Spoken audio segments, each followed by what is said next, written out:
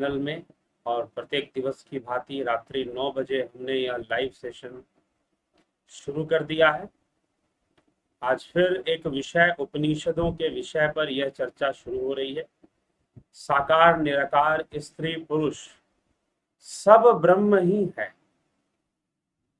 इस प्रकार से यहाँ पर चर्चा हम करेंगे इस विषय में कि साकार निराकार जो कुछ भी है वह ब्रह्म का ही रूप है।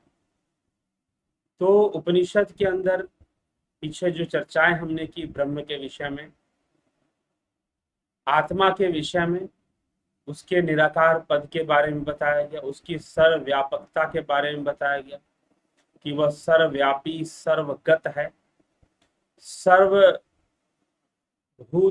गुहाशय है, सर्वभूत गुहाशय, सभी भूत प्राणियों के हृदय में गुहा में गुप्त रूप से रहने वाला, अव्यक्त रूप से रहने वाला है, यह बात कही गई। और फिर यह बताया गया कि वो संसार में जीवों में भी जीव के रूप में भी वही है, संसार के अंदर प्रकृति के भी अनेक रूपों में भी वही है। तो उसकी जो हंसो गति है उसके बारे में भी हमने सुना कि 9 द्वारों वाली जो यह शरीर है यह पुरी है, 9 द्वारों वाली यह जो नगरी है, 9 द्वारों वाली नगरी यह पुरी, यह शरीर ही है। इसको अयोध्या भी कहा गया। अष्टा चक्रे 9 द्वारे देवानाम पुरी अयोध्या। 8 चक्रों वाली 9 द्वारों वाली यह पूरी अयोध्या है, इस प्रकार से भी चर्चा में आता है। तो उपनिषद आगे इसी विषय को और समझाते हुए कहते हैं कि इसमें संशय नहीं करना चाहिए कि जो कुछ भी निर्मित है वह सब ब्रह्म का ही स्वरूप है। यद्यपि जो चीजें बनी हैं उनमें भेद बहुत है, विरोधाभास है, लेकिन संपूर्ण विरोधाभास वाली जितनी भी चीजें हैं उन सब में ब्रह्म का ही समावेश है, ब्रह्म से ही सब बने हैं, उनके बनने का मूल तत्व ब्रह्म है। अब उनके अंदर जो विरोधाभास आ रहा है वह विरोधाभास प्रकृति के गुणों के कारण आता है। यद्यपि प्रकृति का विकास भी ब्रह्म पर ही निर्भर है, लेकिन इंद्रिय जगत में सत्य नहीं दिखता, सीमित वस्तुएं ही दिखती हैं। एक सीमा के अंतर्गत ही हम चीजों को देख पाते हैं। तो सीमा के अंतर्गत जिन चीजों को हम देख पाते हैं वह मिथ्या है, वह सत्य नहीं है।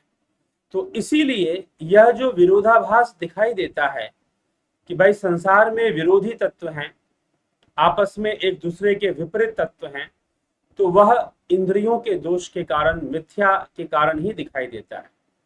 लेकिन जो कुछ भी है, चाहे वो इंद्रिय अनुभूति में आ रहा हो, चाहे वह इंद्रिय अनुभूति में आ रहा हो, चाहे वह कैसे भी संसार में हमारे इंद्रियों के द्वारा अनुभव में लिया जा रहा हो, वो सबका सब ब्रह्म से ही निर्मित है। उन सब का मूल तत्व, उन सब का नियंता, उन सब का जो रचना, उनकी जो सृष्टि हो रही है वो ब्रह्म से ही हो रही है। तो यह बात समझाने का प्रयास किया जा रहा है। तो अब आगे इसको समझाते हुए क्या क्या लिखा जा रहा है, क्या क्या कहा जा रहा है, उस पर हम चिंतन करेंगे। तो चतुर्थ अध्याय श्वेतास्त्रो उपनिषद के चौथे अध्याय पे आज हम चर्चा शुरू करेंगे और उसका प्रथम विषय यही है, यह एको अवर्णो बहुधा शक्ति योगाद वर्णान अनेकान निहितार्थो दधाति विचैति चांते विश्वमादौ सदेवः सनो बुद्धया शुभया संयुनक्तु। जो रंग रूप आदि से रहित होकर भी छिपे हुए प्रयोजन वाला होने के कारण विविध शक्तियों के संबंध से सृष्टि के आदि में अनेक रूप रंग धारण कर लेता है, तथा अंत में यह संपूर्ण विश्व जिसने, जो कि ब्रह्म ने ही धारण किया है, ब्रह्म ने ही अनेकों रंग रूप धारण कर कर विश्व जैसा बन गया है, वह इसी ब्रह्म में फिर विलीन हो जाता है अंत में, प्रलय काल में। अब यहां पर प्रलय काल का अर्थ समझना होगा। कई बार आप प्रलय का अर्थ निकालते हैं विनाश। वैसे तो इस विषय पर हम अलग से भी एक चर्चा करेंगे, लेकिन संक्षेप में मैं अभी बता रहा हूं प्रलय का अर्थ विनाश नहीं होता, प्रलय का अर्थ है लय होना, पुनः लय होना। तो संपूर्ण विश्व का पुनः लय होना प्रलय है। तो प्रलय कहां होगा? मूल तत्व में, और मूल तत्व क्या है? ब्रह्म है,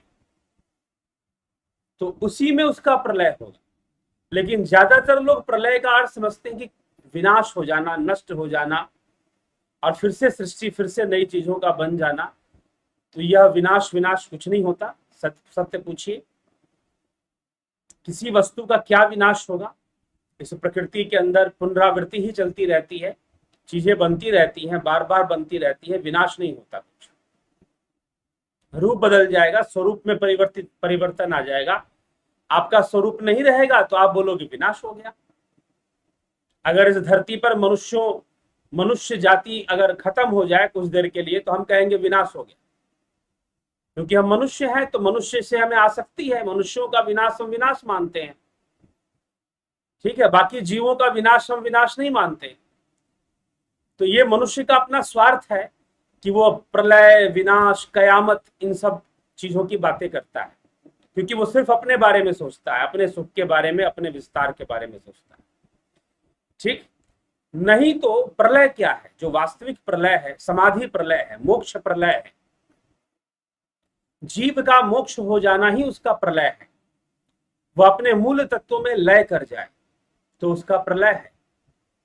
ठीक, तो यहां पर यही इस तरह से अर्थ को समझना होगा जो यहां कहा जा रहा है कि जो रंग रूप आदि से रहित होकर भी, जो जिसका कोई रंग रूप आदि नहीं है, छिपे हुए प्रयोजन वाला होने के कारण उसका प्रयोजन गुप्त है।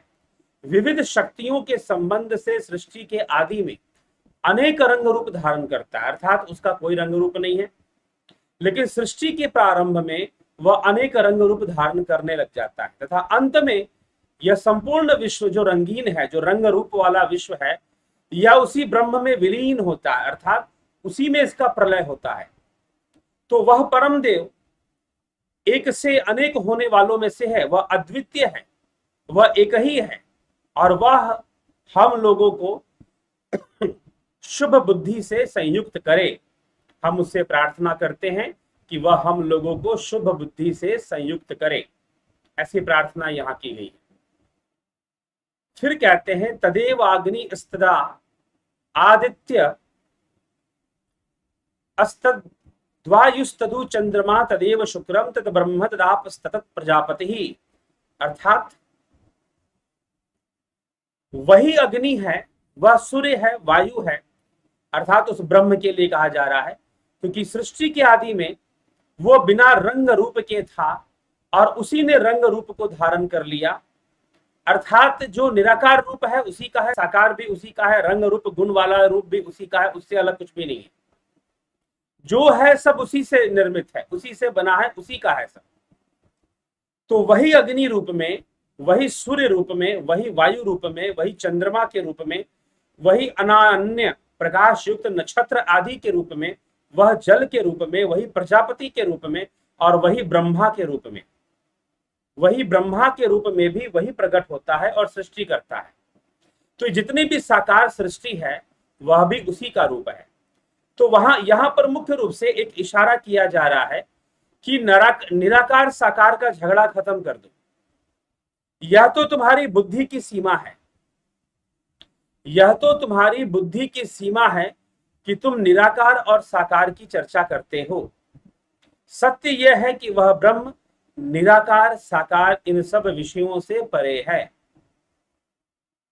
ठीक, वह निराकार भी है, साकार भी है, यदि तुम जितना सोच सकते हो उतना बोलते हो। वह तो वह भी है जो तुम सोच नहीं सकते हो, जो तुम्हारी सोच के परे है, वह ब्रह्म तो वो है।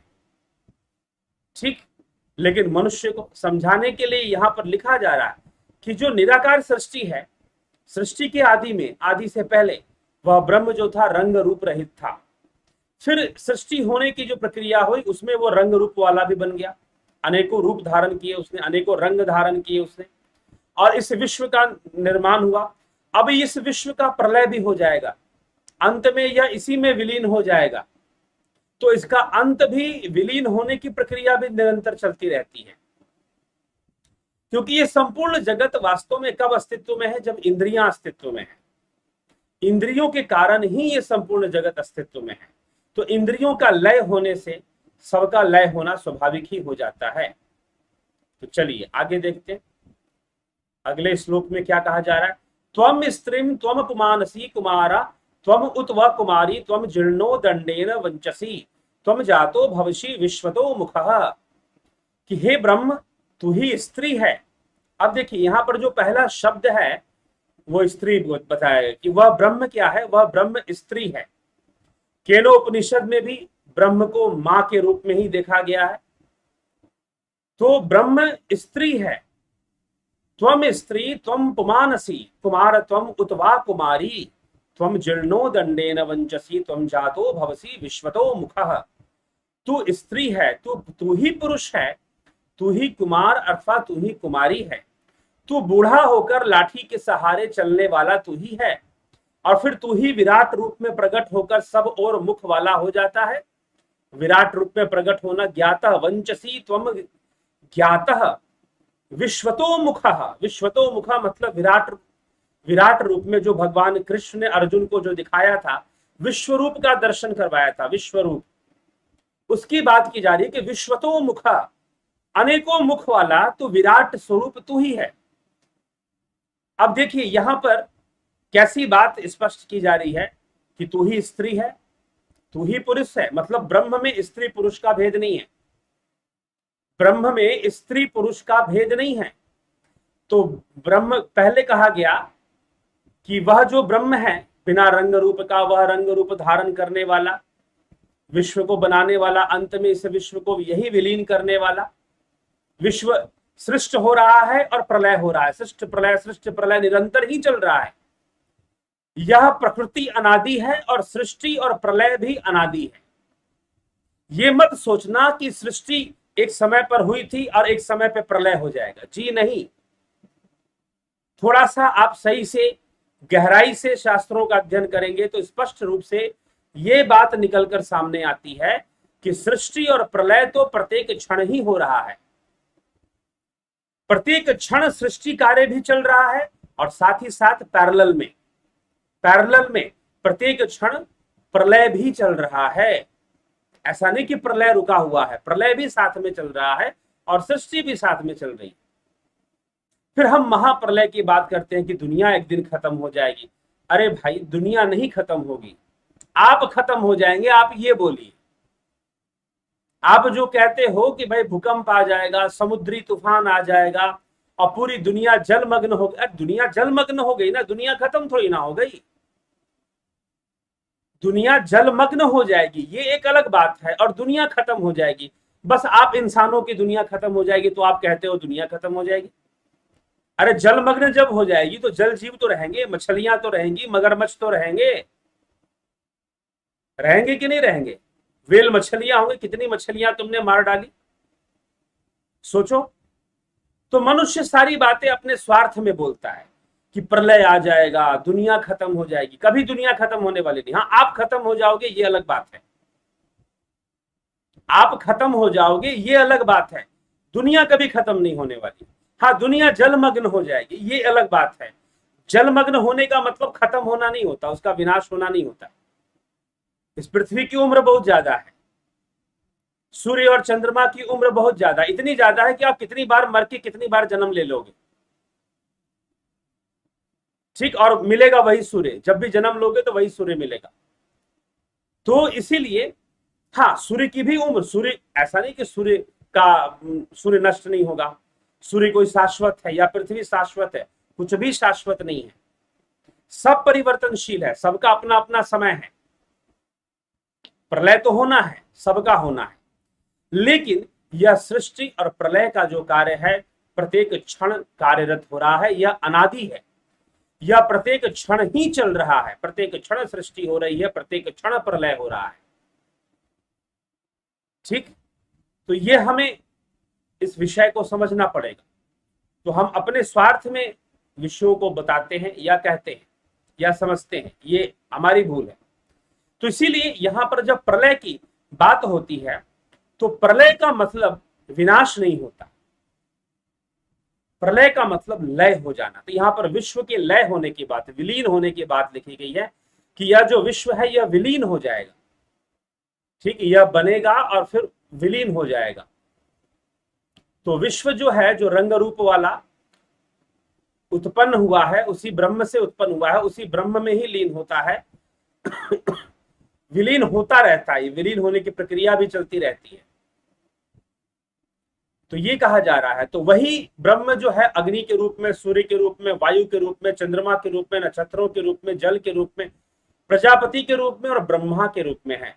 वही ब्रह्म स्त्री है, वही पुरुष है, वही कुमार कुमारी, वही बूढ़ा लेकर लाठी के सहारे चलने वाला, और वही विराट रूप है, वही विश्व रूप है। इस प्रकार से भी उस ब्रह्म, तो स्त्री भी है और पुरुष भी है, ब्रह्म को दोनों ही बताया जा रहा है। क्योंकि स्त्री पुरुष का जो भेद है वो हम लोगों के बीच है, हमारी दृष्टि में है। ब्रह्म के लिए सब बराबर हैं, ब्रह्म के लिए सब ब्रह्म रूप ही हैं, इसलिए अहम ब्रह्मास्मि कहा गया। ये सिर्फ पुरुष के लिए नहीं कहा गया, स्त्री भी ब्रह्म है, सब ब्रह्म रूपा है, कुमार है कुमारी, ये भेद खत्म कर दो। अगर आप अपनी आध्यात्मिक चेतना को जब हम जागृत कर लेते हैं, जब हम आत्मा में जागृत हो जाते हैं, आत्म चेतना में हम जागृत हो जाते हैं, अपनी चेतना को विकसित कर लेते हैं, तो फिर स्त्री पुरुष का भेद नहीं रह जाता। स्त्री पुरुष कहां है आप बता सकते हैं? या इसके नीचे, इसके नीचे सब स्त्री पुरुष बनते रहते हैं। और इसके अगर कुछ और भी कहोगे तो ये गगन जो हमारा जो सिर है, इसके नीचे मान सकते हो। पुरुषों के दाढ़ी बाल आ जाते हैं, स्त्रियों के नहीं आते। थोड़े बहुत कहीं कहीं कुछ क्षेत्रों में स्त्रियों के भी हल्के फुल्के आ जाते हैं। तो इसके नीचे ये जो हिस्सा है, इसके नीचे क्या है? स्त्री है, पुरुष है, इसके ऊपर तो सब एक ही है। ब्रह्म मंडल से तो सब एक हैं, ब्रह्मरंध्र से तो सब एक हैं। तो इसीलिए ये समझना होगा। अभी कोई मुझसे प्रश्न कर रहा था, शायद आप लोगों में से कोई हो, एक पूछ रहा था कि अगर पुरुष की मृत्यु होती है तो क्या ऐसा संभव है कि पुरुष जिसकी मृत्यु हुई वह स्त्री के योनि में जन्म ले ले, अर्थात स्त्री के शरीर में जन्म ले? और अगर स्त्री की मृत्यु हुई तो वह पुरुष के शरीर में जन्म ले? क्या ऐसा संभव है? पुनर्जन्म के बारे में वह पूछ रहे थे कि भारतीय सिद्धांत में, सनातन धर्म में पुनर्जन्म की मान्यता है, बौद्ध जैन सिख सब में इसकी मान्यता है, शैव मत हो वैष्णव मत हो, सब में पुनर्जन्म की मान्यता बराबर रूप से कर्म के आधार पर। तो अगर दोबारा जन्म होता है तो जो पुरुष शरीर में है, क्या यह जरूरी है कि वह पुरुष शरीर में ही जन्म ले, वो स्त्री शरीर में जन्म ले? ऐसा होता है क्या? जी हाँ, ऐसा होता है। पुरानी कथाओं में ऐसी कथाएं कुछ मिलती हैं जहां पर यह कहा जाता है कि पुरुष जो है वो स्त्री के रूप में जन्म लेता है और स्त्री जो है वह पुरुष के रूप में जन्म ले सकती है। जब अगला जन्म होगा, इसकी संभावना रहती है, हम ये नहीं कह सकते कि ऐसा ही होगा, इसकी संभावना रहती है कि पुरुष स्त्री के रूप में जन्म ले ले और स्त्री पुरुष का, उसका अगला जन्म पुरुष के रूप में हो जाए, ये संभव है। कुछ कथाओं के अनुसार बताया जाता है कि द्रौपदी के द्वारा अपने पिछले जन्मों में, द्रौपदी अपने पिछले जन्मों में राजकुमार थी, अर्थात पुरुष थी, राजकुमारी नहीं थी, राजकुमार थी। ठीक, राजकुमार, वह राजकुमार थी और उसने क्या किया कि नदी में स्नान कर रही बहुत सारे स्त्रियों के वस्त्र चुरा लिए। तो इस कारण से उसका चीर हरण का दंड उसे मिल रहा था, वह स्त्री योनि में आ गई थी, स्त्री शरीर उसने धारण किया था। तो यह बिल्कुल संभव है। और ज्यादातर इस विषय पर पहले भी एक विद्वान से, एक योगी से मैंने चर्चा की, तो उन्होंने बताया कि ज्यादातर ऐसे लोग जो स्त्रियों को प्रताड़ना देते हैं, जो स्त्रियों का शोषण करते हैं, जो महिलाओं का शोषण करते हैं, महिलाओं का अपमान करते रहते हैं, उनका शोषण करते रहते हैं, ज्यादातर ऐसे लोग अपने आने वाले अगले जन्मों में स्त्री के रूप में जन्म ले सकते हैं। ठीक है, जो स्त्रियों का शोषण, इस प्रकार से भी एक विचारधारा है। तो कर्म का सिद्धांत ही सर्वोपरि है। कर्म का सिद्धांत अपने कर्मों का भोग करने के लिए, कर्मों के फल का भोग करने के लिए, यह जो कर्म विधान है, यह जो काल चक्र है, आपको किसी भी शरीर में ले जा सकता है। और रही बात स्त्री और पुरुष के शरीर में बहुत कम ही अंतर है। वैसे तो ठाकुर रामकृष्ण परमहंस के बारे में कहते हैं कि उन्होंने एक संप्रदाय से वो मिले जहां पर पुरुष जो है वह स्त्री का रूप धारण कर कर, मेकअप आदि कर कर, राधा जी की तरह बनकर वो कृष्ण की भक्ति करते थे, कृष्ण की भक्ति करते थे राधा जी बनकर। ठाकुर रामकृष्ण परमहंस ने सोचा कि भाई ये करने की क्या जरूरत है कृष्ण भक्ति करने के लिए, कि साड़ी पहन लो, मतलब पुरुष जो है वो साड़ी पहन लेगा, तिलक, माथे पर बिंदी लगाएगा, सिंदूर लगाएगा, मेकअप करेगा, पूरा मांग टीका लगाएगा, पूरा जैसे दुल्हन सजती है वैसे सजेगा। एक पुरुष ऐसे सजेगा और सजकर कृष्ण को प्रसन्न करने के लिए, भगवान कृष्ण को प्रसन्न करने के लिए वो ऐसा करेगा। जब उन्होंने ये चीज देखी तो कहते हैं कि ठाकुर रामकृष्ण परमहंस उन्होंने उनको ज्वाइन कर लिया, उन्होंने उस समुदाय को ज्वाइन कर लिया, उनके साथ वो रहने लगे। कुछ दिनों बाद क्या हुआ कि उस समुदाय के लोगों ने कहा कि अरे, उन्होंने क्या देखा कि रामकृष्ण परमहंस का पूरा शरीर बदल रहा है, बदल नहीं रहा है, बदल गया है, वो स्त्री रूपा हो चुके हैं, उनका मासिक धर्म शुरू हो चुका था, उनके स्तन आ चुके थे जैसे किसी संपूर्ण नारी के होते हैं, अब वो पूरी तरह से नारी की तरह लगने लगे थे। और जब ये चीज उन्होंने देखा, लोगों ने देखा, तो वो हैरान रह गए कि भाई ये क्या हो रहा है, ये तो पूरा ही औरत बन गया, हम तो सिर्फ कपड़े पहनते थे, ये तो शरीर से ही।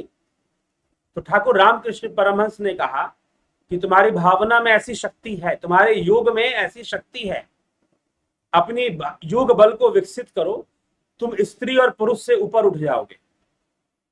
तो तुम अपने पुरुष को, अपने योग बल से उन्होंने अपना शरीर परिवर्तन कर लिया, अपना लिंग परिवर्तन कर लिया, योग बल से, ऑपरेशन करके नहीं। आजकल कहीं कहीं सुनने में आता है कि लोग ऑपरेशन कर कर भी बदल लेते हैं अपना शरीर, लेकिन उन्होंने योग बल से ऐसा करके दिखा दिया। वो सारे के सारे बड़े हैरान रहे। फिर उनको समझाया कि अगर तुम्हें भगवान को प्रसन्न ही करना है तो कोई वेश धारण करने की जरूरत नहीं, और अगर तुम्हें स्त्री बनने का इतना ही शौक है तो मेरी तरह भावना करो, तुम्हारा पूरा शरीर बदल जाएगा, अपना शरीर ही बदल लो ना। तुम कहो, उन्होंने कहा कि अगर तुम कहो तो मैं अपनी सिद्धि से तुम्हारा शरीर बदल देता हूं, तुम सबको सच्ची मुच्ची का स्त्री नारी बना देता हूं। तुम पुरुष होकर साड़ी पहनकर मेकअप कर कर कृष्ण की भक्ति करते हो। ठाकुर रामकृष्ण परमहंस ने कहा कि मैं तुम्हें सचमुच का नारी बना दूंगा, बोलो बनना चाहोगे? तो सारे भागने लगे, वहां से दूर हट गए फिर तो। ठीक है, तो इसीलिए भक्ति अभिनय से नहीं होती, भक्ति तो भावना से होती है, एकाग्रता से होती है। भक्ति निरोधात्मक है, योग निरोधात्मक है, निरोध करना पड़ता है सांसारिक संस्कारों का, सांसारिक विचारों का। ठीक, तो यह हमें समझना है। तो एक पुरुष व्यक्ति भी स्त्री के रूप में जन्म ले सकता है, और एक स्त्री अपने कर्म फल भोगने के लिए पुरुष के शरीर में भी जन्म ले सकती है। ठीक है, ऐसा कोई निश्चित नहीं किया हुआ है। तो इसीलिए यह हमें थोड़ा सा विचार कर कर इस विषय को समझना चाहिए। तो वह ब्रह्म ही स्त्री है, वह ब्रह्म ही पुरुष है, वह कुमार है, वह कुमारी है। कितना सुंदर लिखा हुआ है यहां पर, कितना सुंदर लिखा हुआ है। क्या लिखा हुआ है? हे ब्रह्म, तू ही स्त्री है, तू ही पुरुष है, तू ही कुमार है, तू ही कुमारी है, तू ही बूढ़ा होकर लाठी के सहारे चलने वाला है। यह तेरी ही लीला है कि तू बाल अवस्था में घुटने के बल चलता है, और फिर तू बड़ा होता है, तरुण अवस्था में आता है, युवा अवस्था में आता है, प्रौढ़ा अवस्था में, और वृद्धावस्था में लाठी लेकर चलने वाला तू ही ब्रह्म है, और तू ही विराट रूप में प्रकट होने वाला, विश्वतो मुखा, सब और मुख वाला तू ही है। तो इस प्रकार से उस ब्रह्म के बारे में बताया जा रहा है कि वही निराकार है, वही साकार है, वही स्त्री है, वही पुरुष है, वही रंगीन है, वही रंगहीन है, वही निर्गुण है, वही गुणवान है।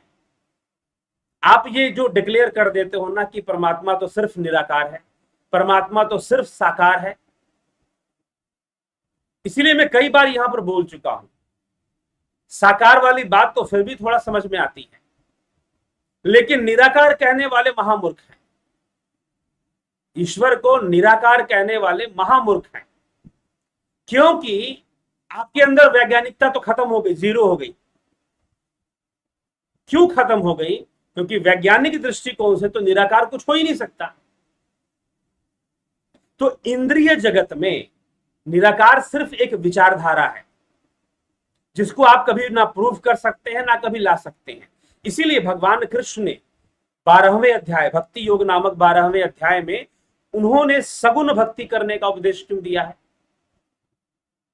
सगुण की ओर जाने के लिए क्यों कहा है? क्योंकि सगुण ही संभव है, निर्गुण संभव ही नहीं है। लेकिन निर्गुण कुछ है नहीं ऐसा भी नहीं है, निर्गुण तो है, लेकिन जो भी करोगे वह सगुण में ही करोगे, निर्गुण में नहीं करोगे। जो भी शुरुआत आपको करना है सगुण में करना है। निर्गुण तो समाधि के बाद है, निर्गुण तो चित्त का लय, इंद्रियों का जब लय हो जाएगा समाधि में, जब इंद्रियों का लय हो जाएगा तब जाकर निर्गुण है। नहीं तो इंद्रियों के जगत में, इस त्रिगुणी माया में सब कुछ गुणों के वशीभूत है। जो भी ध्यान करोगे, जो भी भक्ति करोगे, वो गुणों में संभव है। इसलिए निराकार निराकार कहना भी उसको गुण देने के बराबर है, उसको आकार देने के बराबर है। उसको निराकार कहना भी एक आकार देना है। ये चीज प्रमाणित होती नजर आए। इसीलिए यहां पर बहुत विस्तार से कहा जा रहा है कि जितनी भी चीजें हैं वह ब्रह्म से ही बनी है, वह ब्रह्म रूप ही है। चाहे वो स्त्री हो, पुरुष हो, कुमार हो, कुमारी हो, एक बूढ़ा व्यक्ति जो लाठी लेकर चलता है वह भी उसी का रूप है भाई। ठीक, तो एक दृष्टि दी गई है ब्रह्म के विषय में, क्योंकि ब्रह्म तो अव्यक्त रूप से है, गुप्त रूप से है। यह तो श्वेतास्त्र उपनिषद के प्रारंभ में ही समझा दिया गया कि ब्रह्म तो ध्यान योग के द्वारा जाना जाएगा। कैसे जाना जाएगा? ध्यान योग के द्वारा। ध्यान योग से ही श्वेतास्त्रोपनिषद का प्रारंभ हुआ है। ध्यान योग की चर्चा से ही श्वेतास्त्रोपनिषद का प्रारंभ हुआ है। प्रारंभ में हमने ध्यान योग की ही चर्चा की है कि ध्यान योग से ऋषियों ने उस मूल कारण ब्रह्म को जाना। ठीक है, तो ध्यान योग का यह विषय है।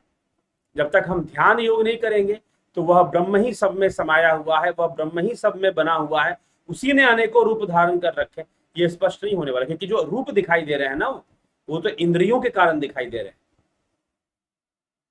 ठीक है, तो वो ऐसे स्पष्ट नहीं होगा, ध्यान योग से ही स्पष्ट होगा। और ध्यान योग का कोर्स जो ऑनलाइन चलता है वह 11 अगस्त से शुरू हो रहा है। उसका रजिस्ट्रेशन शुरू हो गया है।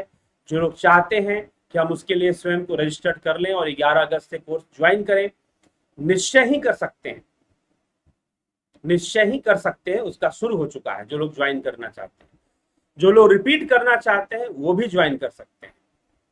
तो चलिए, अभी हम आज के इन 4 श्लोकों पर ही हमने चर्चा की है।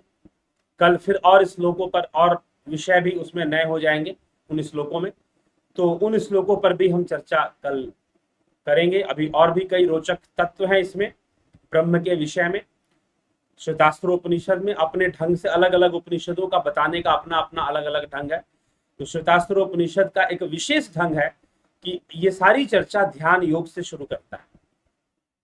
एक शर्त रखता है कि ध्यान योग नहीं करोगे तो बाकी बहुत कुछ ब्रह्म के बारे में फिर पढ़ पाओगे ना, सूचना ले पाओगे, ज्ञान नहीं प्राप्त कर पाओगे। ध्यान योग से ही ज्ञान होगा, जान पाओगे। चलिए ठीक है, तो अब हम चलते हैं आपके कमेंट्स की ओर, उसको देखते हैं कौन क्या कहता है।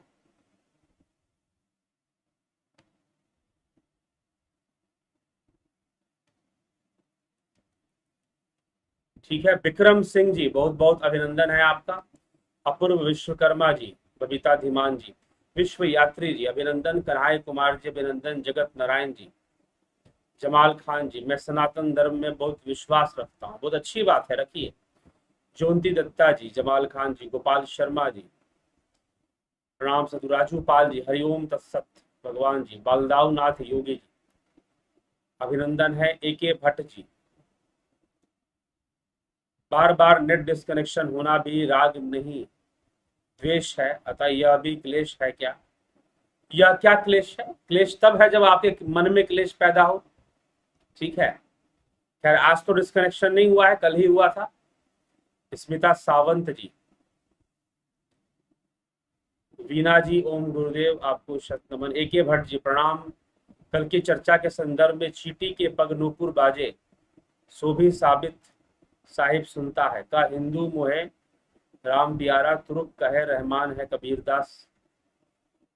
पता नहीं क्या कहना चाहते हैं जी। चलिए, TR राठिया, जय भूप सिंह खीचर जी, अभिनंदन है आपका।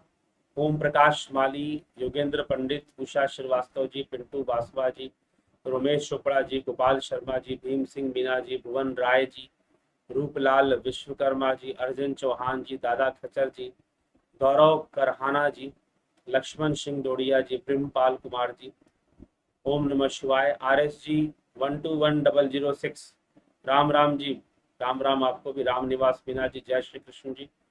प्रभात करवादार जी, गुरु जी राम राम। रचना जी, स्मृति रस्तोगी जी, अभिनंदन है। प्रनिल कुमार जी, क्या आत्मा निराकार है या साकार है? आत्मा निराकार ही है, ठीक है, निराकार ही है, लेकिन साकार को भी सृष्टि करता है। इसीलिए सत्य में अगर कुछ कहना चाहिए तो ये कहना चाहिए कि ना निराकार है ना साकार, दोनों ही नहीं है, या फिर दोनों ही है। लेकिन दोनों कहने का मतलब कि दो ही है क्या? नहीं, इसके अलावा भी बहुत कुछ है जो हम नहीं जानते। ठीक, तो निराकार भी है, साकार भी है। SK मिन्हास, नित्यानंद स्वयं जी, अभी तो चर्चा हुई है सारी। मैं कौन हूं? आत्मा और जीवात्मा। मुख्य रूप से आपका स्वरूप आत्मा ही है। जीव होना भी एक प्रकार की विकृति ही है। आगे चर्चा में हम लेने वाले हैं जीव के विषय को, आगे और चर्चा में आएगा। सुधा अग्रवाल, मोस्ट वेलकम। जमाल खान, प्रनिल कुमार, क्या आत्मा निर्गुण है या सगुण है? बता तो दिया गया, दोनों ही है। निरंजन दास, इस बात को समझने के लिए एक लाइन में उत्तर नहीं दिया जा सकता, समझने के लिए एक लाइन में नहीं बताया जा सकता, इसीलिए इसके विस्तार को बताया गया। आज भी बताया गया, पहले ही बताया गया। मनुष्य कैवल्य प्राप्त होने के बाद मृत्यु से पूर्व इस शरीर में किस प्रकार रहता है? कैवल्य प्राप्त, जिसको कैवल्य कहते हैं, समाधि दो प्रकार की होती है, संप्रज्ञात असंप्रज्ञात। असंप्रज्ञात में कैवल्य है, असंप्रज्ञात में जो है आपके कैवल्य की अवस्था का वर्णन है, निर्बीज समाधि का वर्णन है। तो जब निर्बीज समाधि हो जाती है, जब कैवल्य हो जाता है, तो फिर जीवत्व नहीं टिकता, और जब जीवत्व नहीं टिकता तो इस शरीर में भी रहने का कोई प्रश्न नहीं उठता, क्योंकि शरीर में बने रहने के लिए संकल्प चाहिए, जीवत्व का होना जरूरी है। और जब जीव ही नहीं रहेगा तो शरीर में रहने का क्या प्रश्न? वहां तो संपूर्ण लय है। कैवल्य का मतलब संपूर्ण लय, चित्त का अस्तित्व नहीं रहेगा, संकल्प नहीं रहेगा, कोई संकल्प नहीं रहेगा। तो संकल्प विहीन होकर कोई कैसे रह सकता है? तो मृत्यु से पूर्व जिस समय कैवल्य हो गई, योगी ने कैवल्य को प्राप्त कर लिया, उस समय मृत्यु भी साथ में हो गई। हम उसे मृत्यु नहीं कह सकते, क्योंकि मृत्यु मात्र शरीर की होती है, और वहां तो कैवल्य हुआ है, ठीक। लेकिन वहां पर कुछ रहता नहीं है, ये योगी की अपनी इच्छा है। नहीं तो असंप्रज्ञात साधक, जो असंप्रज्ञात अवस्था के जो योगी होते हैं, संप्रज्ञात और असंप्रज्ञात, तो संप्रज्ञात अवस्था के जो योगी होते हैं, जिसको सबीज समाधि कहते हैं, वो कैवल्य नहीं है। तो सबीज समाधि में गए हुए योगी वापस भी आते हैं, आ सकते हैं, नहीं तो कहीं दूसरे शरीर में जन्म भी ले सकते हैं, ऐसा भी करते हैं। नहीं तो सूक्ष्म लोक में भी विचरण कर सकते हैं, सूक्ष्म लोक में भी विचरण कर सकते हैं। तो यह योगियों की दशा है। ठीक, तो इसे समझना पड़े। कैवल्य के बाद कुछ नहीं होता, नथिंग, निर्बीज समाधि है वो कैवल्य। गणेश पवार जी, निरंजन दास जी, आत्मा में पवित्र शक्ति, प्रेम शक्ति, आनंद शक्ति, ज्ञान की शक्ति, सुख शक्ति और शक्ति है। आत्माएं अनेक हैं, आत्माएं सनातन हैं, परमात्मा के होंगे जी अनेक, लेकिन यहाँ उपनिषदों में एक ही बताया जा रहा है। ठीक है, ये जो चर्चा है उपनिषद के आधार पर, जो चर्चा यहाँ हो रही है उपनिषद के आधार पर है, और उसके अनुसार आत्मा एक ही है, आत्मा ही ब्रह्म है। एक बार नहीं, अनेकों बार यहां पर लिखा गया है, हर उपनिषद में किसी ना किसी तरह से लिखा गया है। भरत छबलानी जी, प्रनील कुमार जी, ठीक। और जो जीव आत्मा है वह अनेक है, जीव अनेक है, जीव अनेक है। परबस जीव स्वबस भगवंता, जीव अनेक एक श्रीकंता। ठीक, जीव अनेक, जीव अनेक है ना कि आत्मा, और जीव और आत्मा एक नहीं हो सकते। इसीलिए हम प्रत्येक वस्तु को, हम वस्तुओं को निर्जीव कहते हैं, निरात्मा नहीं कहते, क्योंकि निरात्मा कुछ होता नहीं है। आत्मा सर्वव्यापी है, तो निरात्मा कुछ हो नहीं सकता है। हाँ, निर्जीव हो सकता है कुछ वस्तुएं, जैसे कि कोई भी वस्तु है, यहां पर ये पुस्तक है, तो यह निर्जीव हम इसको कह सकते हैं। ये तो गीता है, तो ये क्या होगा, इसमें तो स्वयं कृष्ण के विचार हैं। लेकिन वस्तु को हम निर्जीव कह सकते हैं, लेकिन निरात्मा नहीं कह सकते। समझिए इस बात, ठीक। इसलिए जीव अनेक हैं, भूत अनेक होते हैं ना। इसलिए भगवान कृष्ण, सुनिए एक बात, अगर जीव और आत्मा एक ही चीज है तो कृष्ण गीता में ये नहीं कहते कि अहम आत्मा गुडाकेश सर्वभूताश स्थितः, कि मैं सभी भूतों में स्थित आत्मा हूं।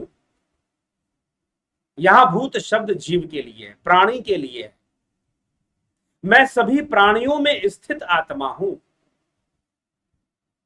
सभी जीवों में। ठीक, तो इसीलिए जीव और आत्मा का भेद है। भरत छबलानी जी, प्रनील कुमार जी, प्रनील कुमार, संजय मोरे, निरंजन दास, आत्मा का सो धर्म शांति है, आत्मा अनादि अविनाशी है, किसी भी आत्मा को मोक्ष नहीं मिलता है, इस दुनिया में सब आत्मा आना ही है। चलिए ठीक है, अपनी व्यक्तिगत, आप आत्मा शब्द का प्रयोग मत कीजिए। यहां पर चक्कर क्या है, अब कई संस्थाएं शिव शब्द का प्रयोग करती हैं, आत्मा शब्द का प्रयोग करती हैं, लेकिन जो परिभाषाएं देती है वो मनगढ़ंत होती है, उनकी अपनी होती है, वह सनातन धर्म आधारित नहीं होती है, क्योंकि सनातन धर्म का मूल आधार ही वेदांत है और उपनिषद है। ठीक है, मुख्य रूप से उपनिषद है जो सनातन तत्व की बात करते हैं, और वह सनातन तत्व 10 20 2 3 भी नहीं है, वह एक ही है, और उसी को ब्रह्म कहा गया है, उसी को आत्मा कहा गया है। ठीक है, बाकी अपनी संस्थानीय विचारधारा का प्रचार करना है तो जरूर कहीं और जाएं तो बेहतर होगा।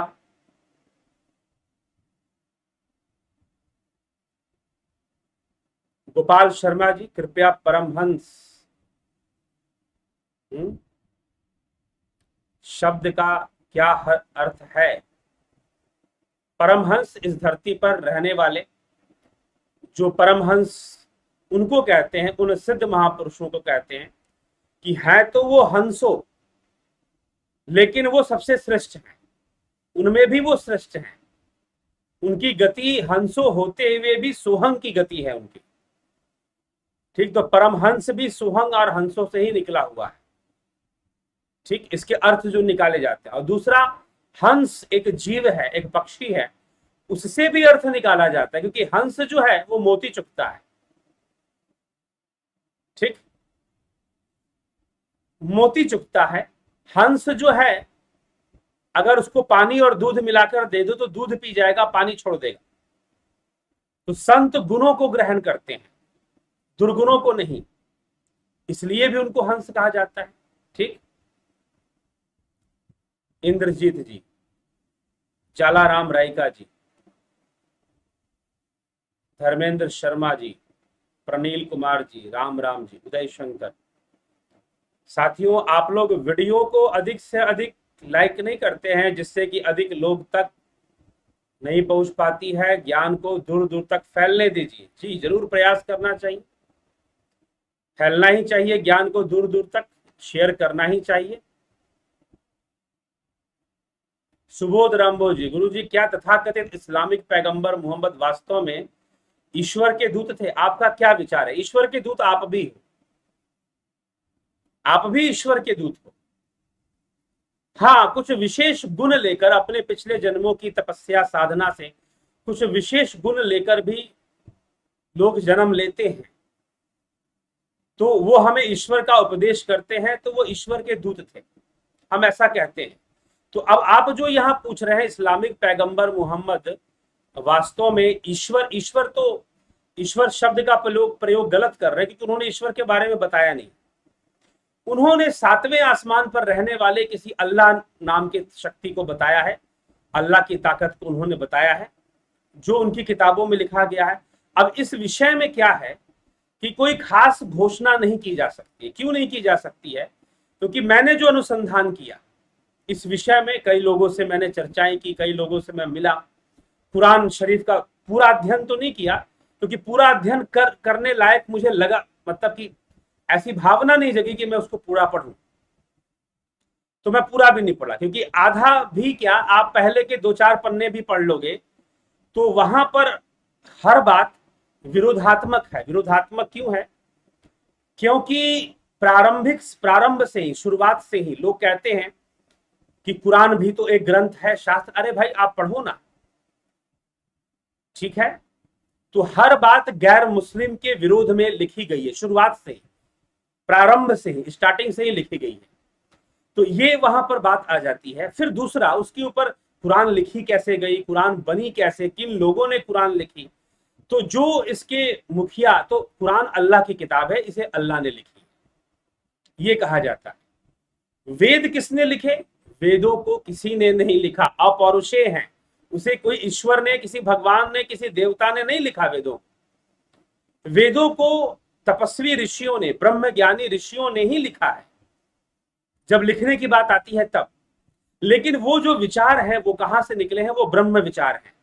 इसीलिए ऋषि मुनियों ने अपना नाम नहीं लिया। ये उतने महान थे, वो ऋषि मुनि इतने महान थे कि उन्होंने ध्यान योग के द्वारा हृदय गुहा में जो साक्षात्कार किया, जिस तत्व का साक्षात्कार उन्होंने किया, जिस आत्मा को उन्होंने जाना, उसी के आधार पर उन्होंने, और उसी की बातें उन्होंने वेदों में लिखी, बताई। तो पहले वाणी के द्वारा बताई, लिखी तो उन्होंने थी नहीं, श्रुति के रूप में पहले वेद आए। फिर बाद में वेदव्यास जी ने उसको 4 भाग में विभाजित कर उसको लिपिबद्ध किया था, ठीक है? तो इस तरह से वेद व्यास उसके रचयिता हो गए। लेकिन वेद व्यास जी से पूछा गया कि वेदों का लेखक कौन है? आप हैं? तो वेद व्यास जी ने अपने ऊपर नहीं लिया कि नहीं, मैंने नहीं लिखा, मैं तो जो चलते आ रहे हैं, जो सूत्र थे, बस उनको लिपिबद्ध कर दिया है। तो मैं लेखक कैसे हो सकता हूं? मैं इसका रचयिता कैसे हो सकता हूं?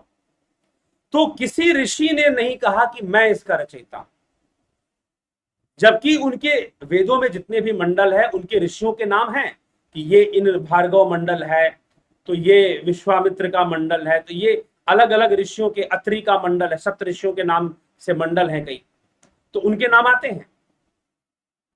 तो इस प्रकार से वेदों के संदर्भ में ये रचना का तरीका है। लेकिन जब आप कुरान में या बाइबल में जाते हैं, तो कब लिखा गया, कैसे लिखा गया, इसकी कोई सटीक जानकारी नहीं है, ठीक है? इसकी कोई सटीक जानकारी नहीं है। कुरान क्या पैगंबर मोहम्मद ने लिखा था? तो यह भी नहीं कहा जाता कि उन्होंने लिखा था, क्योंकि उनके बहुत बाद कुरान आई है। क्या कुरान जीसस क्राइस्ट ने लिखा था? जी नहीं।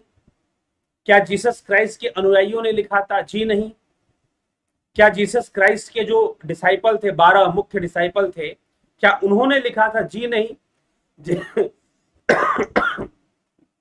तो ईसा के, जिसको ईसा कहते हैं, जीसस कहते हैं, उसके 300 साल बाद, 300 साल बाद बाइबल आई। और उसके पहले कहते हैं कि हिब्रू बाइबल का भी नाम आता है, नॉस्टिक बाइबल का भी नाम आता है। इतना द्वंद्व है, इतना झगड़ा है, हम तो भारत में रहते हैं ना, हमें तो ऊपर ऊपर से चीजें दिखाई देती हैं कि भाई देखो ये चर्च वाले हॉस्पिटल चलाते हैं, ये चर्च वाले स्कूल खोलते हैं।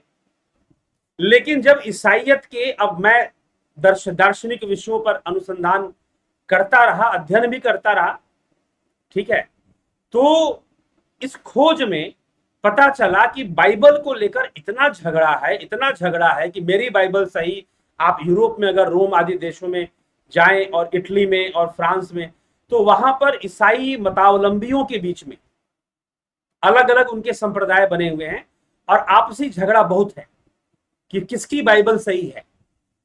क्योंकि बाइबल ठीक उस समय हमारे पास 700 श्लोकों की श्रीमद् भगवद गीता है, 700 श्लोकों की फिक्स है, ठीक है। और ये ऐसे सूत्र हैं, अब संस्कृत भाषा में मिलावट करने के लिए संस्कृत सीखना पड़ेगा अच्छे से। तो 700 श्लोक ये फिक्स हैं श्रीमद् भगवद गीता के। उपनिषदों के श्लोक भी फिक्स हैं क्योंकि वो सूत्र के रूप में, कथा कहानियों के रूप में नहीं है। शास्त्रों के फिक्स हैं क्योंकि वो सूत्र के रूप में, फॉर्मूला, सूत्र मतलब फॉर्मूला की। कथा कहानियां कहां पर है? पुराणों में।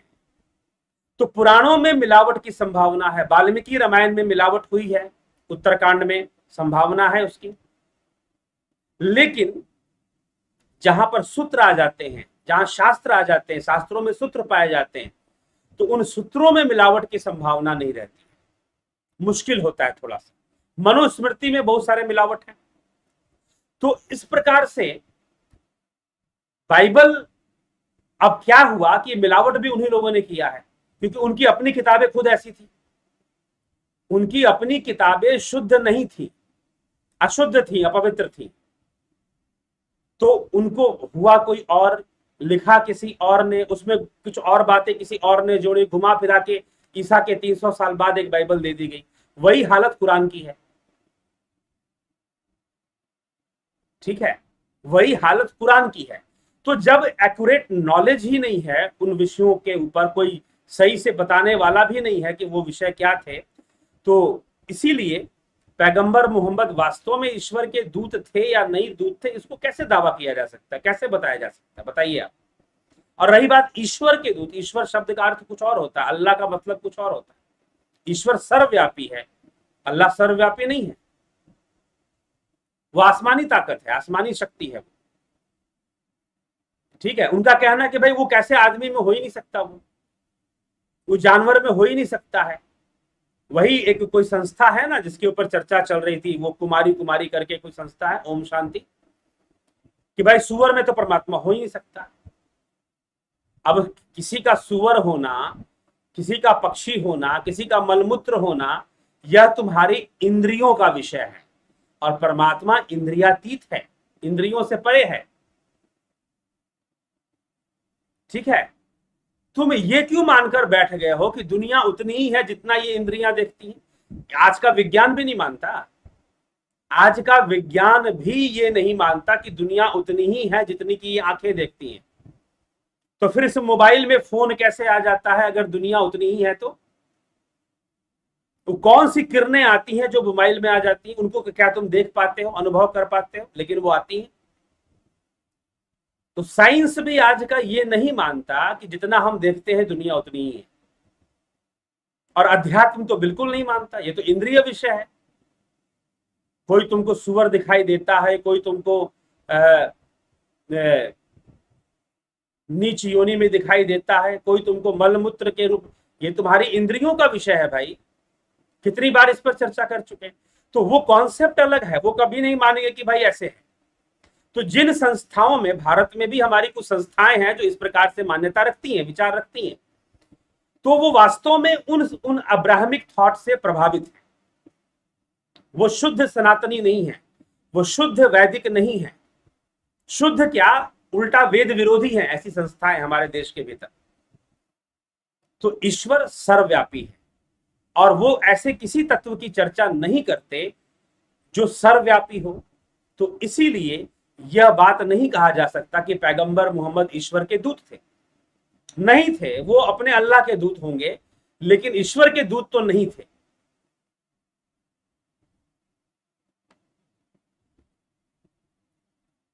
गुरु जी, आत्मा, जीव और प्रकृति तीनों अनादि है। ब्रह्म अनादि है, ठीक है। तो ब्रह्म के अनादि होने से प्रकृति भी, आत्मा तो सर्वव्यापी है ही ब्रह्म के रूप में। रजनीश बर्फानी जी, ओम तत्सत। इंद्रजीत जी, ओम नमः शिवाय, राम राम। सरगुण निर्गुण निरंकार सुन समाधि आपी, आपन कौवा नानक आपे ही फ्री आपी। चलो ठीक है।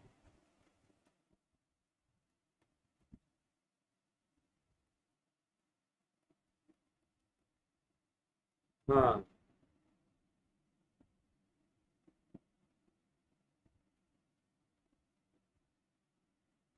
सुरेंद्र शुक्ला जी, ज्योति दत्ता जी, हंस और परमहंस क्या है, तो अभी कुछ देर पहले बताया मैंने। ओम आदरणीय गुरु जी, संसारी व्यक्ति कैसे 24 घंटे परमात्मा को ध्यान लगाकर चल पाएगा? अभ्यास की चीज है। अभ्यास करते करते, सूक्ष्मता को समझते समझते सारी चीजें हो पाएंगी। आपको सुनकर ज्ञान चक्षु खुल रही है। ईश्वर ने चाहा तो आपके सानिध्य में, आपकी कृपा से ध्यान के ज्ञान की शिक्षा लेने अवश्य आऊंगा। अपना आशीर्वाद प्रदान करें जरूर। गुरु जी, रात्रि प्रतिदिन आपको सुनकर नींद बहुत अच्छी आती है। जरूर अच्छी जाती है तो अच्छी नींद का लाभ उठाएं। मेरे सादर नमन स्वीकार। सुंदरलाल वर्मा जी, गुरु जो आपको बार बार वंदना, प्रणाम गुरु जी। सन समाधि पर कोई वीडियो है गुरु जी? सन समाधि या सन जो मेंबरशिप है उसकी बात कर रहे हैं? आएगी वीडियो। ध्यान योग पर चर्चा भी आने वाली है कुछ दिनों में। अवनी भट्टाचार्य जी, अभिनंदन। सुबोध, रैम्बो जी, अच्छा समझाया आपने। हाँ, तो समझिए इस विषय को, कंफ्यूज मत कीजिए और ना कंफ्यूज होइए, ठीक है। तो मोहम्मद पैगंबर ईश्वर के दूत थे नहीं थे, इसको लेकर कंफ्यूज होने की जरूरत नहीं है, ठीक। आप जब स्वयं ईश्वर को जानेंगे, स्वयं आत्मा को जानेंगे, तो ऐसे प्रश्नों के उत्तर स्वयं ही प्राप्त हो जाएंगे। ऐसे प्रश्नों के उत्तर हमें स्वयं ही मिल जाएंगे। नहीं तो यही देखिए, सबसे बड़ी समस्या यही है कि आपको जो बताया जा रहा है कि गॉड ईश्वर है, गॉड ईश्वर नहीं है। गॉड ही परमात्मा, हम जिसे परमात्मा कहते हैं उसी को गॉड कहा जाता है ईसाई मत में। तो अगर आप ऐसी मान्यता रखते हैं, तो मैं किस आधार पे कह रहा हूं? मैं इस आधार पे नहीं कह रहा हूं कि भाई मैं सनातन धर्मी हूं तो मैं उनका विरोध कर रहा हूं। जी बिल्कुल, ऐसी विचारधारा मत रखिएगा। मेरा कोई उद्देश्य नहीं है ईसाई मत का विरोध करने का, लेकिन यहां पर दार्शनिक अंतर है। आप कितना भी कह लो कि गॉड और परमात्मा एक चीज है, कितना भी कह लो, आप जाओ और फिलॉसफी पढ़ो, क्रिश्चियन फिलॉसफी का अध्ययन कीजिए, बिब्लिकल फिलॉसफी को पढ़िए। जब आप उनके टेक्स्ट में जाओगे तो आपको पता चलेगा कि गॉड को परमात्मा नहीं कह सकते। और क्योंकि हम परमात्मा की परिभाषा कहां से लेंगे? हम परमात्मा की परिभाषा उपनिषदों से लेंगे। कोई ऐरा गहरा कुछ भी कह देगा तो थोड़ी ना मान लेंगे भाई। क्योंकि अब कई लोग मुझसे कहते हैं कि आप कबीर के ऊपर बोलिए। मैं उपनिषद पे बोल रहा हूं ना। कबीर की वाणी क्या उपनिषदों से परे है क्या? कबीर की वाणी क्या उपनिषदों से अलग है? कबीर ने जो बोला है वो उपनिषद ही है। जो तिलमाही तेल है, जो चकमक में आग, तेरा साईं तुझ में है, जाग सके सो जाग। तिलेशु तैलम दधनीव सर्पी, श्वेतास्त्रोपनिषद में लिखा गया ये बात। और जब कबीर वाणी की बात आप मुझे कहते हो बोलने के लिए, कबीर ने लिखा ही क्या था? कबीर ने कौन सी वाणी लिखी थी कि तुम बोल रहे हो कबीर वाणी? कबीर ने तो कोई वाणी लिखी नहीं थी। सच्चाई तो ये है, ठीक। तो बाद में कबीर के विचारधारा पर वानियां उनके चेलों ने, उनके फॉलोअर्स ने लिखी। और बहुत सारी जो बातें थी वो उपनिषदों की ही बातें थी, आत्मा परमात्मा की उपनिषदों की ही बातें थी कबीर वाणी में या गुरवाणी के अंदर। चाहे वो गुरवाणी हो, उपनिषद ही है। गुरवाणी के अंदर आप देख लो क्या मिलेगा आपको, उपनिषद मिलेगा। गुरु ग्रंथ साहिब जिसको हम कहते हैं, उसमें कौन सी विचारधारा है? उपनिषद ही विचारधारा, उपनिषद की विचारधारा, ठीक है। तो जब हम परमात्मा के बारे में जानने की कोशिश करेंगे तो हम उपनिषदों का अध्ययन करेंगे, वहां से जानेंगे। तो जब हम वहां से परमात्मा को लेंगे और बाइबल से गॉड को लेंगे तो दोनों में डिफरेंस नजर आएगा साफ साफ। तो गॉड इज नॉट परमात्मा, गॉड ईश्वर नहीं है और ईश्वर गॉड नहीं है। ये नास्तिक आस्तिक का भी बहुत बड़ा डिफरेंस है। उनके यहां नास्तिक का मतलब, अथेइस्ट का मतलब जो गॉड में बिलीव नहीं करता, और जो गॉड में बिलीव करता है वो थेइस्ट हुआ। अथेइस्ट जो गॉड में बिलीव नहीं करता। ठीक है, हम अपनी दार्शनिक शास्त्रों की ओर जाएंगे, वेदों की ओर जाएंगे, तो वहां कहा जाएगा जी नहीं, यहां गॉड ईश्वर परमात्मा से कोई लेना देना नहीं है। जो वेदों में विश्वास करता है वो आस्तिक है, जो वेदों में नहीं करता वो नास्तिक है। तो जिन संप्रदायों ने घोषणा की कि नहीं हम वेदों का वो नहीं लेते, आधार नहीं लेते, उनको नास्तिक कहा गया। यद्यपि उनकी विचारधारा वेदीय विचारधारा से मुक्त नहीं थी, लेकिन उन्होंने घोषणा कर दिया कि भाई हम, जैसे कि बौद्ध संप्रदाय ने घोषणा कर दिया कि हम वेदों को आधार नहीं मानते। ये अलग बात है कि बौद्ध विचारधारा खुद सांख्य विचारधारा पर आधारित थी, लेकिन उन्होंने ऐसा घोषणा किया तो उन्हें नास्तिक कहा गया कि ये नास्तिक है क्योंकि ये वेदों को नहीं मानते। ठीक है, तो इसीलिए वेद विचारधारा, लेकिन अगर हम बौद्ध दर्शन का जब अध्ययन करते हैं तो वह पूरी तरह से वैदिक विचारधारा पर ही विकसित होते हुए दिखाई देती है जब उसका अध्ययन किया जाता है तो। ठीक, तो वो एक अलग बात है, वो एक अलग तर्क का विषय हो जाता है। तो इसीलिए गॉड और ईश्वर आप कितना भी एक कर लें, कितना भी एक कर लें, अल्लाह या ईश्वर कितना भी आप बोल रहे हैं, कितना भी आप गीते गा लें, कितने भी आप गाने गा लें, जिन्होंने सही मायनों में शास्त्रों का अध्ययन किया है, दार्शनिक विषयों का अध्ययन किया, उन्होंने इस बात की घोषणा की कि दोनों अलग अलग हैं, दोनों अलग अलग हैं। यह कोई झगड़े वाली बात नहीं है कि भाई हम झगड़ा पैदा करने के लिए ऐसा करें, जी नहीं। ये कौन प्रूफ करता है? ये टेक्स्ट प्रूफ करते हैं, ये बाइबल प्रूफ करती है, ये उपनिषद प्रमाणित करते हैं कि दोनों अलग अलग हैं, वो एक नहीं हो सकते।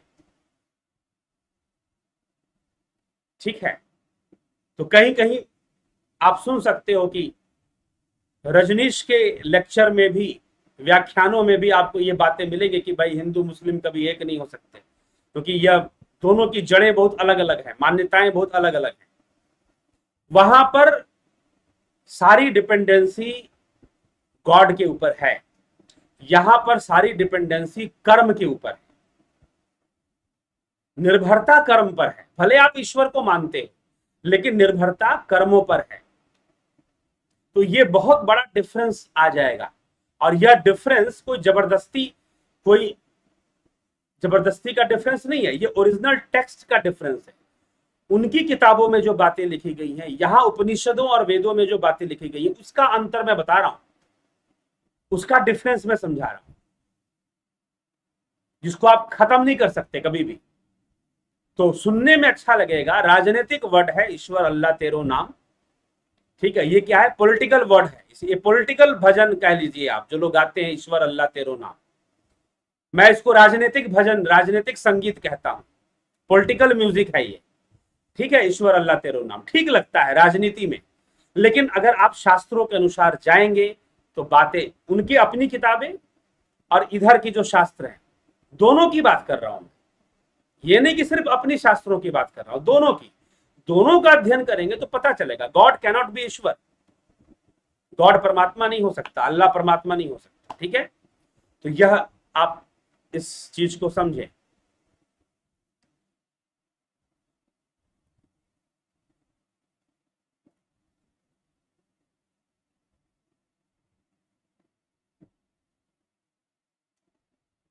चलिए इसी के साथ विराम देंगे। Alpa Patel ji, without eyes seeing, without mind knowing, what is it? बिना आंखों के देखना वह ब्रह्म कर सकता है, ब्रह्म के लिए कहा गया।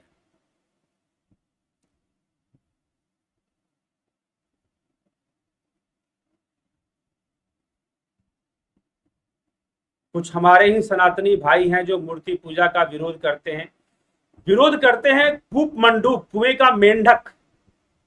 विवेक से सोचेंगे तो नहीं करेंगे, लेकिन हमारे मुखिया जी ने, हमारे गुरु जी ने ऐसा ऐसा कहा था, अब उनको इतना भी नहीं पता कि पूरी बात क्या कही थी, उनको आधी अधूरी बातें पता है, तो आधी अधूरी बातें लेकर चल पड़ते हैं और कुएं के मेंढक कुएं की आवाज में टर टर करते रहते हैं। तो जो मूर्ति पूजा का विरोध करते हैं, हाँ पाखंड का विरोध करो, आडंबर का विरोध करो, अच्छी बात है, लेकिन मूर्ति पूजा ही पूरी गलत हो गई, यह पूरी तरह से सही नहीं है। फिर तुमको किसी मूर्ति या फोटो की जरूरत नहीं पड़नी चाहिए। जो विरोध करते हैं उनको किसी मूर्ति या फोटो की जरूरत पड़नी नहीं चाहिए फिर। ठीक।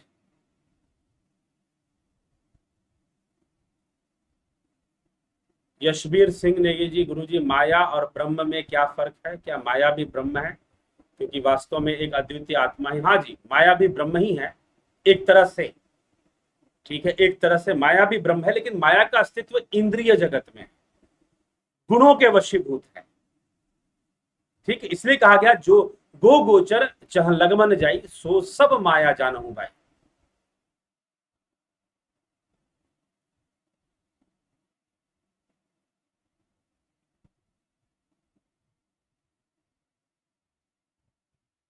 मैं योग शुरू कर चुका हूं जो भागवत गीता में कृष्ण अर्जुन से बताते हैं, पर मैं यह जानना चाहता हूं कि ऐसा क्या होगा जिससे मैं जानूं कि मैं तुरीय अवस्था में पहुंच गया हूं। आखिर क्या होगा तुरीय अवस्था में? आप पहुंच गए हैं या आप अध्ययन कीजिए, ऐसे तो गीता में उसकी चर्चा नहीं है। ध्यान योग की चर्चा 6ठे अध्याय में है, 6ठे अध्याय में ध्यान योग की चर्चा है, तो उसके अनुसार योग करते हैं तो ठीक है, करिए, अच्छी बात। ठीक, मुख्य रूप से अगर योग करना है तो पतंजलि का योग सूत्र अध्ययन करिए और अष्टांग योग को समझिए, तब जाकर योग सही से समझ में आएगा और कैसे करना है स्टेप वाइज, एक सिस्टम में कैसे आगे बढ़ना है, यह बात समझ में आएगी। ठीक, ये चीज है। और तुरीय अवस्था ऐसी अवस्था, एक बात बताओ, रोटी खाओगे पेट भर गया, कोई बाहर से बताएगा क्या? रोटी खाओगे पेट भर गया, कोई बाहर से तो नहीं बताने आएगा ना, खुद ही पता चलेगा। तो खुद ही ऐसी अवस्था आ जाएगी तो खुद ही बताओगे। ठीक, चलिए इसी के साथ विराम देते हैं, आप सभी से विदा लेते हैं। जो लोग कोर्स ज्वाइन करना चाहते हैं रजिस्ट्रेशन करवा सकते हैं। बहुत बहुत आभार आप सभी का बने रहने के लिए, जुड़े रहने के लिए। ओम तत्सत।